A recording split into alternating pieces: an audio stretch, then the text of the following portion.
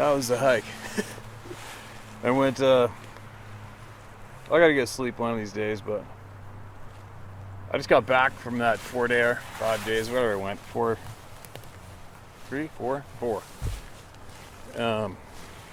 Met up with a good friend of mine who's done basically a lifetime of guiding, salmon, steelhead enhancement, been involved with conservation all his life, and we went for a drift down a remote river in the west coast of Vancouver Island.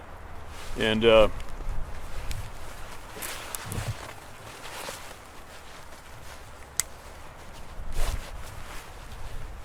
it was tough slugging, man. It's tough slugging. It's really sad to see the state of the fish, the wild fish. Sadly, they don't want to do anything about the missing steelhead because it doesn't create enough money. Isn't that sad? Isn't that gross? Annihilating a species and then not replacing it after you made a shit pile of money from annihilating it. It's kind of frustrating. I'll get going on that topic right now. I'll save that for the hunting channel, how to hunt channel possibly.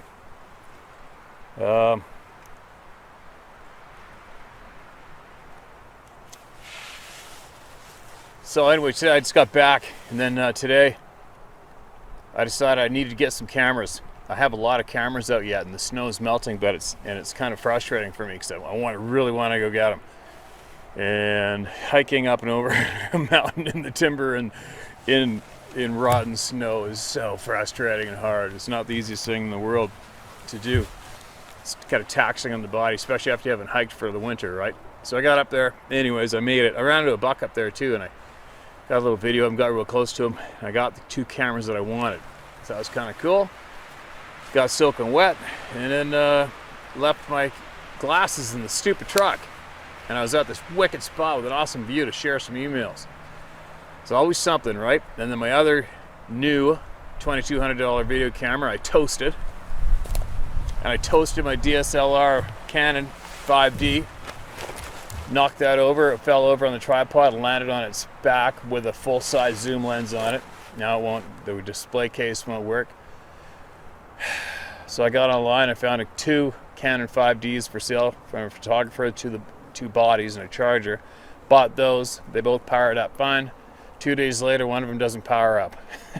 Like, holy shit. I'll bet you I have a stack worth of 20,000 bucks in camera equipment that doesn't work right now. Accumulated. But anyway, moving along. It's my little quick little updates for right now. I'm wet. Made the mistake of wearing a cotton t-shirt, and I got to get moving. But I'm gonna share some emails. I'll share that one that if I can find it. I was trying to share an email from. Come on, where is it? The email I was trying to share when I felt absolutely uneasy in that one particular spot that I stopped on the way home. I've stopped there a few times. And yeah, I do tempt things to happen basically everywhere I go. Whatever. But when I get a feeling of I can't keep my back to a certain patch of timber, that's what I call pressure. When I've told people in the past, when I feel pressure from a certain place where I'm trying to go hunting or whatever, I just turn around and leave. I'm out of here, I'm good. I'm not looking to have an experience with these beings again. I'm just not into it. I've told you from the beginning, I'm just not into it. I know they're there. They know I'm there. I'm good. Now I just want to know why we're not taught about these honestly from the time we're children. Because that is very wrong. So that's what I'm about. But anyway, so I'm going to try to find that email that I was trying to share at the time when I left. I had it right here already, and I found it. Here we go. Hello, Steve. Listen to this. I'm going to get this one out, and then I'm going to get going because I'm wet and I'm cold, and it's not the warmest time of year right now. Hello, Steve. Watch your videos for a while now, and I love hearing everyone's stories. Get excited when I see a new video of yours pop up on YouTube. You can share this email on your YouTube page. Just want to give you a heads up. This is going to be a very long email. Let her rip. Whatever it takes to get your voice heard, I'm all over it. I'm an Alaskan native from the Lower Kenai Peninsula. Still live in my home of Port Graham, Alaska. I'm sure you've heard of the Hairy Man from Portlock, also known as Port Chatham, Alaska. I grew up listening to stories of the Nuntinaq. I grew up listening to stories of the Nuntinaq, known as Bigfoot in our language. These stories were told to us by our elders who have lived in the Port Chatham with their parents and grandparents. I wish I had recordings of all the stories that were told of when they lived there.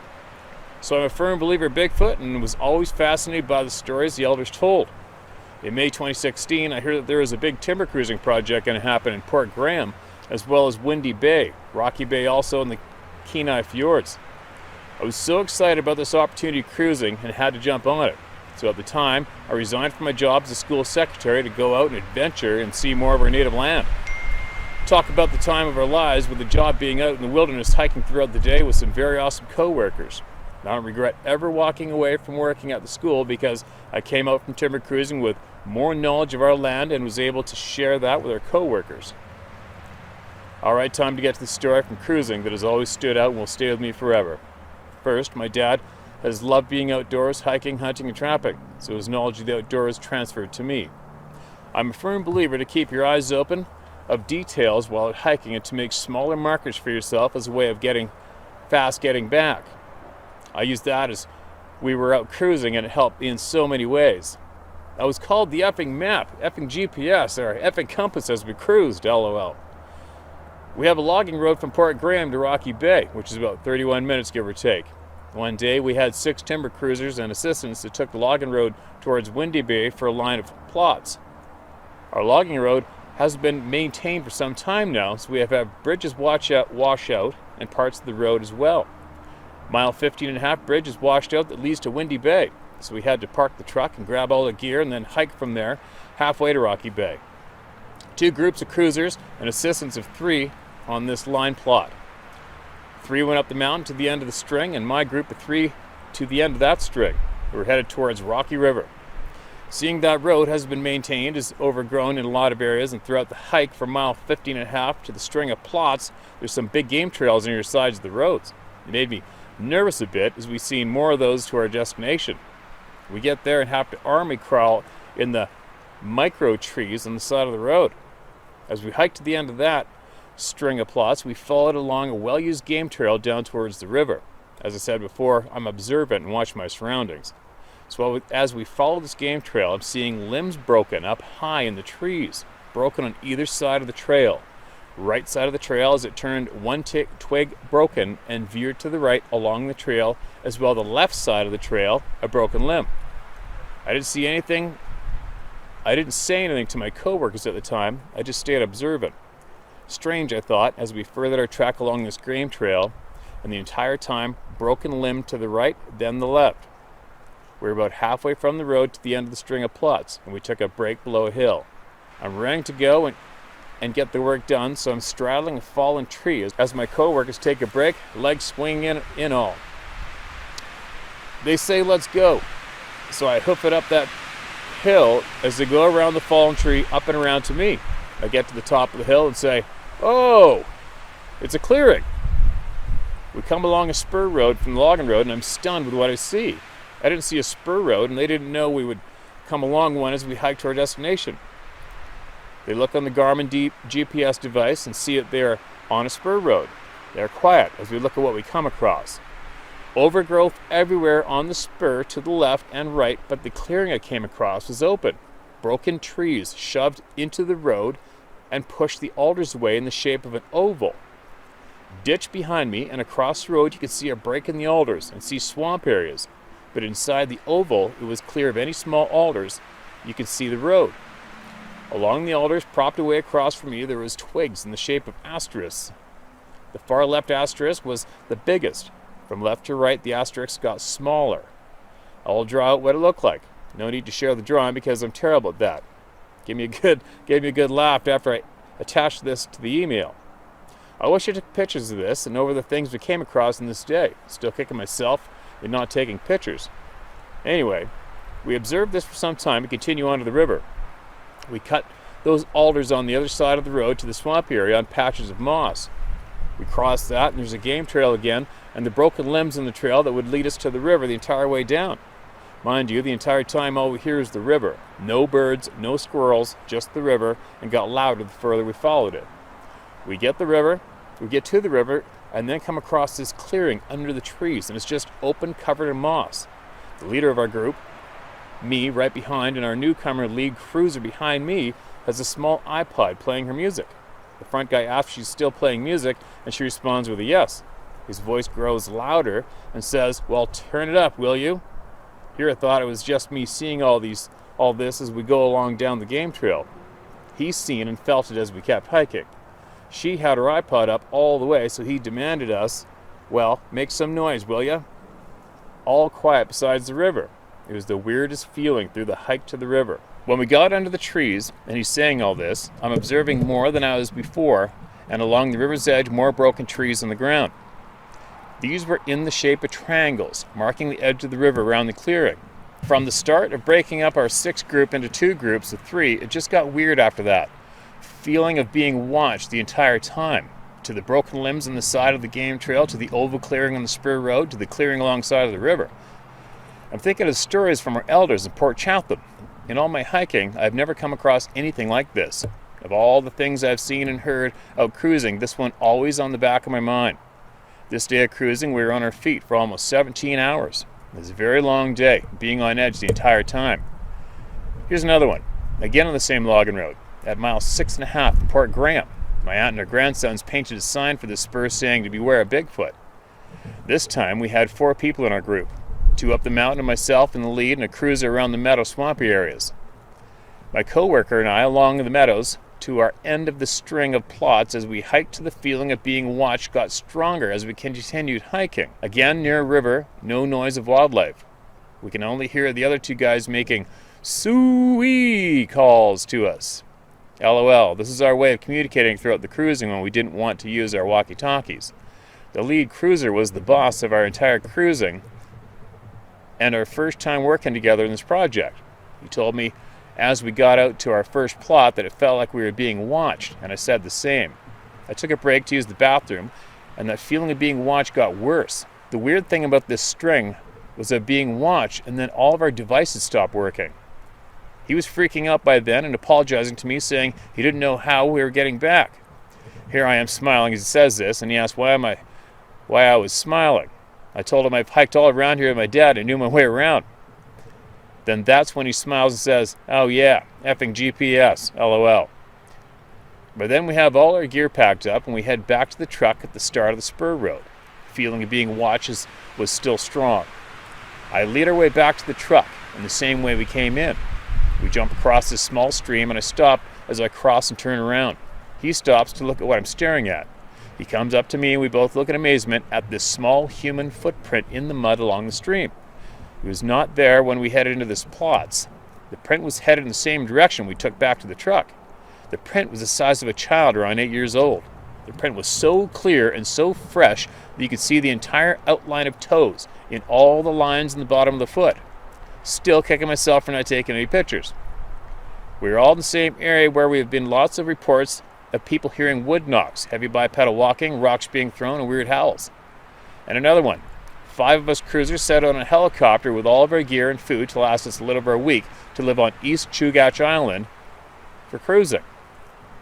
The island is hard to land on with a boat or a skiff due to strong current around it. Reason for the helicopter. The very first night after setting up our tents, we made a fire on the beach near the camp. We were sharing stories and relaxing after the day we had. We kind of get quiet as we were listening to the swell hitting the beach and soaking in our beautiful Jurassic Park island, as we called it. Our home for the next week, LOL. As we got quiet, we all heard a loud shriek come from the side of the mountain behind us. All of our heads turned so fast in the same direction it came from. My cousin and good friend looked at me saying, "Bob, I could even hear that with my bad ear." It was loud, almost sounded like a warning shriek of some kind. We were all baffled by the sound. There shouldn't have been anything on the island other than land otters, we thought. 2 nights into living on the island, we all had a late night around the fire again and decided we should all turn in for the night. As we did, we all hung out from our tents BSing. I'm the last one up listening, the swell hitting the spit and the sound echoing to the other side. It was a constant sound of swell echoing back and forth. very soothing, along with the snores from my co-workers. I'm laying in my cousin and I's tent on my stomach, and all I hear and feel is heavy footsteps going in between all of our tents and stopped at the corner of our tent where my head was. My heart was pounding. Nervous as all hell as I slowly turn over to try to wake my cousin up. She wouldn't budge, out cold. All I hear is the swell and snoring. Thinking, holy shit, it's still out there. I never did hear it move away from where it stopped. I'm now laying on my back, scared shitless, and then I hear two women talking about 10 to 15 feet away from our tent in the trees. Their voices were moving from my feet 6 o'clock on the clock to 10 o'clock. This went on for about 5 or 10 minutes.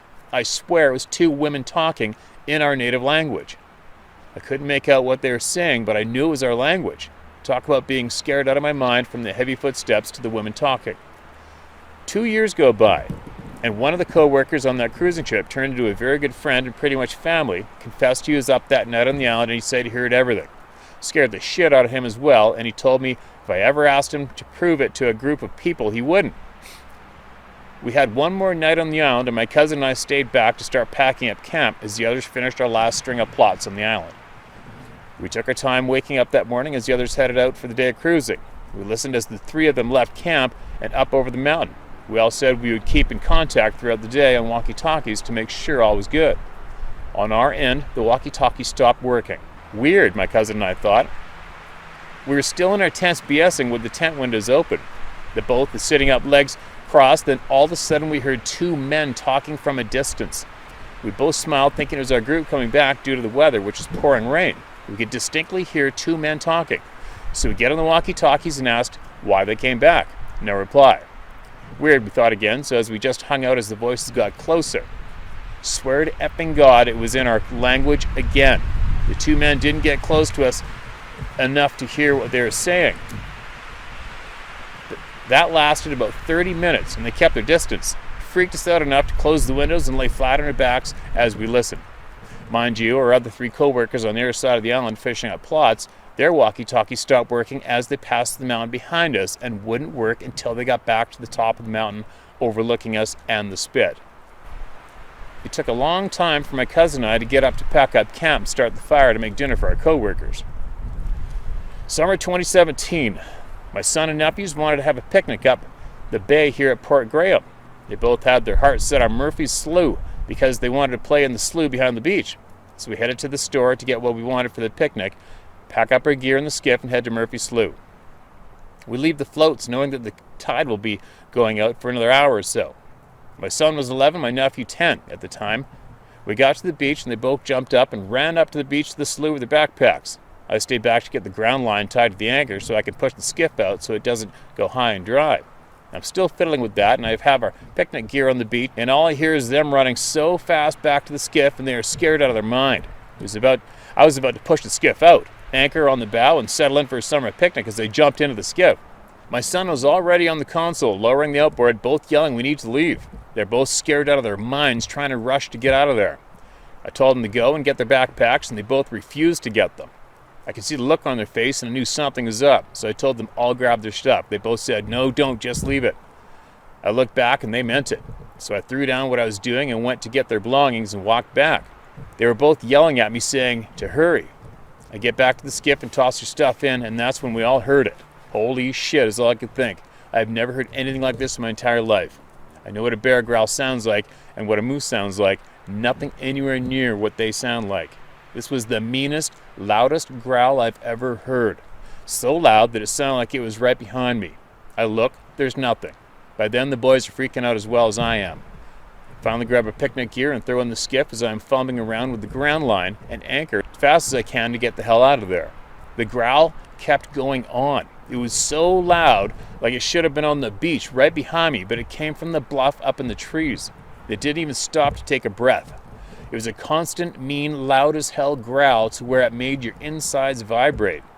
I could feel it in my gut. My hair is standing at all ends. I tried to push the skiff out, but it was almost high and dry. The entire time since the growl started, the boys are yelling at me to hurry. I finally yell, "I can't push it, it's high and dry." They both look scared shitless more than ever, and I yell for them to get out and help me push. They didn't even stop to think about it. They're already in the water, and we got it pushed enough to start the outboard. My son's at the console already, and he has it fired up. I jump in to take over, and we idle away to make sure we don't hit any rocks. This growl went on the entire time we got around the corner and out of sight. Talk about the longest, meanest growl I've ever heard, and not stopping to take a breath in between. The only thought I had in my head at the time was, what the hell did we stir up out cruising? My hands were shaking so bad by the time we got back to the floats that I had a hard time tying the skiff up. A couple of years go by, my dad was finally able to get the boys to tell us what they saw. They said they went straight to the slough to play, and they said they seen a Bigfoot eating. It looked at them with blood around its mouth and on its hands. Sounds like we interrupted his dinner. Steve, I've had stories to tell, but this will have to do for now. So sorry for the longest email ever, but I've been waiting to share for so long. Please share my story. Bobby Sue McMullen. Wow. Bobby Sue, thank you so much for sending that email. That was a big effort, and I'm sure it took a while to type that out. It's not that bad a read for me, except I'm stiff. I'm stiffening up and I'm frozen. I don't feel like I read it as smooth as I probably could have, but it's going to have to do. But anyway, the mention about the equipment not working, the electronic equipment failing. There's no shortage of that going on, is there? There's a vehicle coming in right there behind me, and I don't know what they're doing.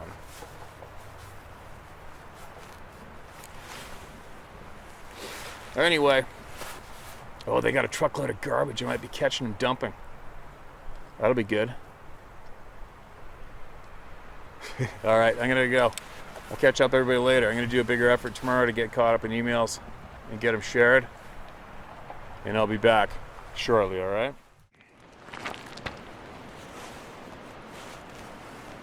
So the guy that drove up that little spur road, I guess he had a bunch of cedar shingles left over, some cardboard, and he was gonna light a fire and burn it. And there's a previous burn pile there from prior. So harmless enough, I guess. Lucky wasn't some dirtbag throwing garbage out, right? Otherwise it would have. Well, I did sneak up and take pictures anyway, just in case. But anyway, what do we got? I'm gonna keep going here.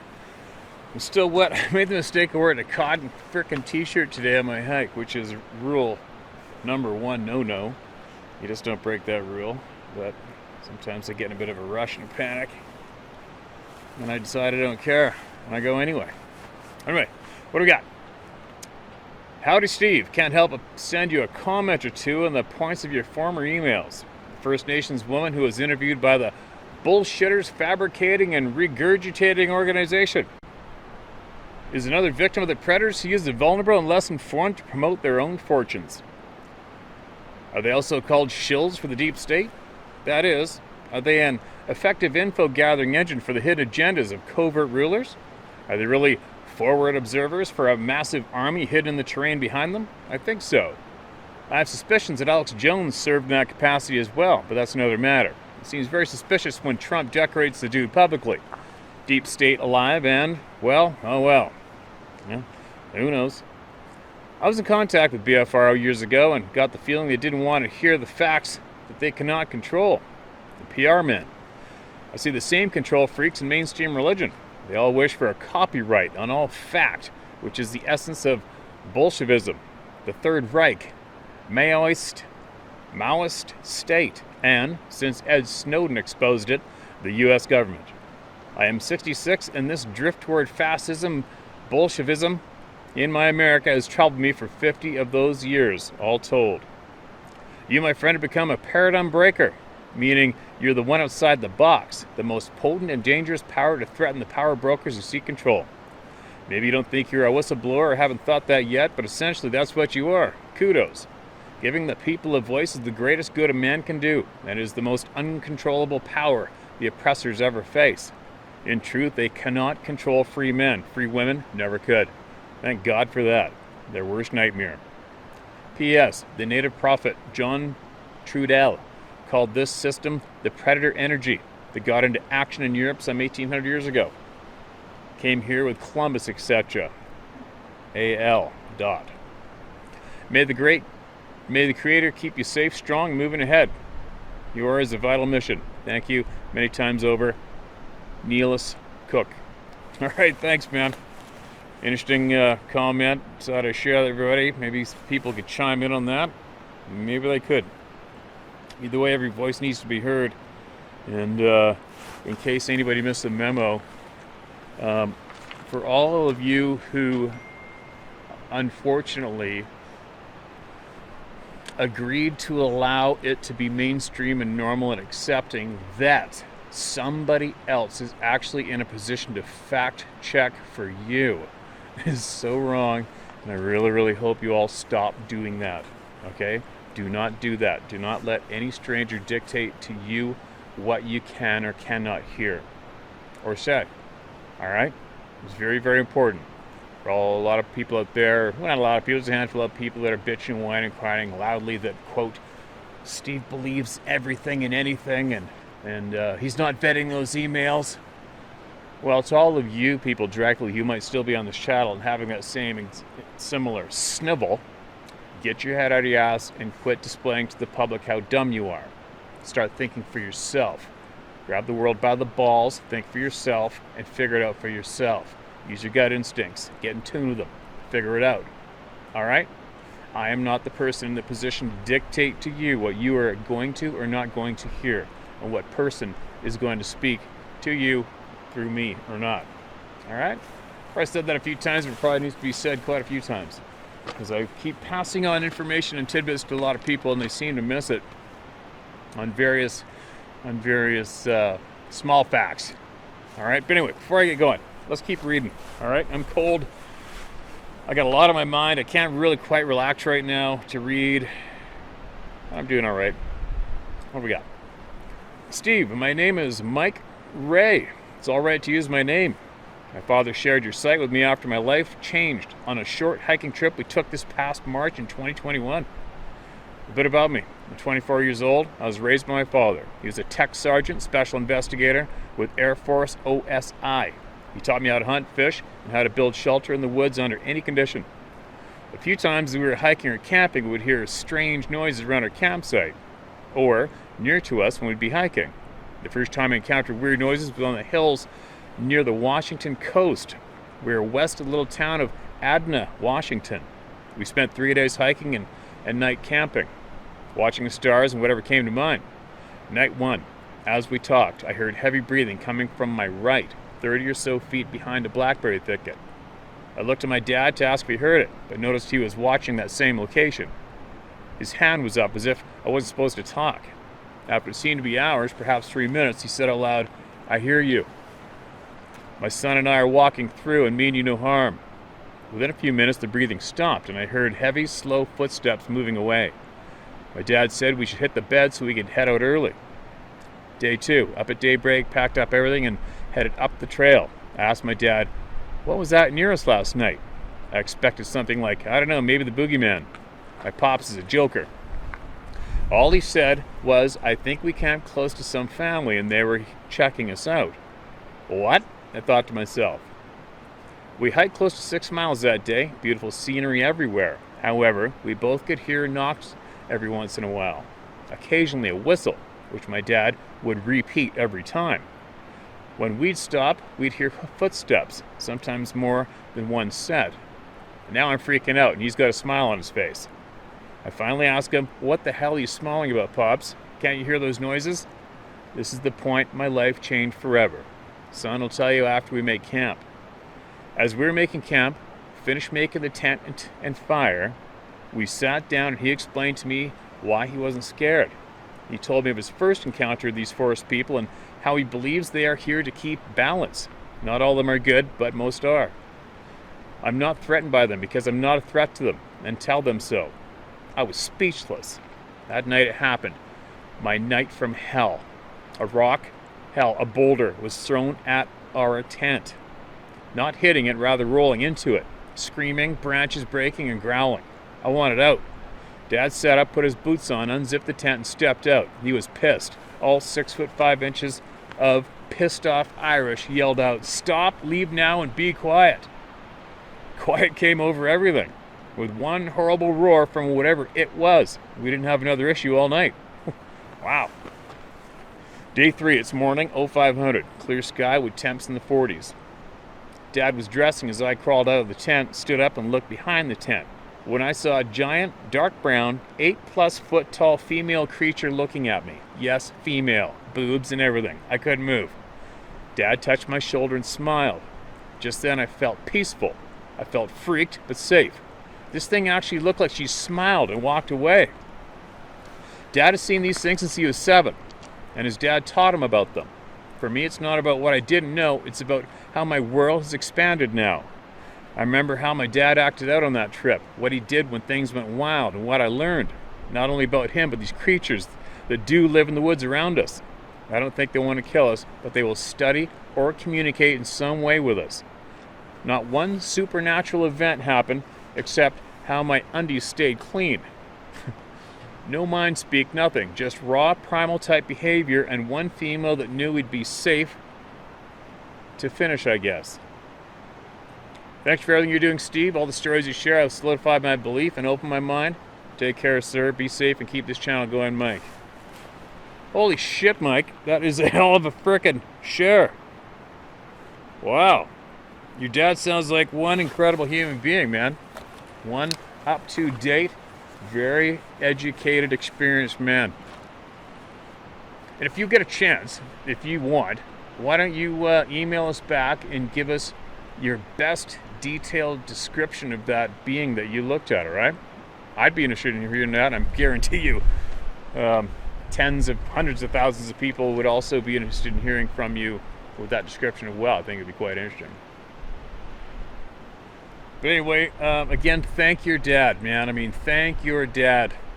Thank your dad for being him, all right? And thank him for acquiring that knowledge, and thank him for sharing it with you so that you can share it with us, all right? I think that's a very, very big, possibly important missing puzzle for many people out there that are watching this channel. But anyway, I read that a little smoother. I'm frozen.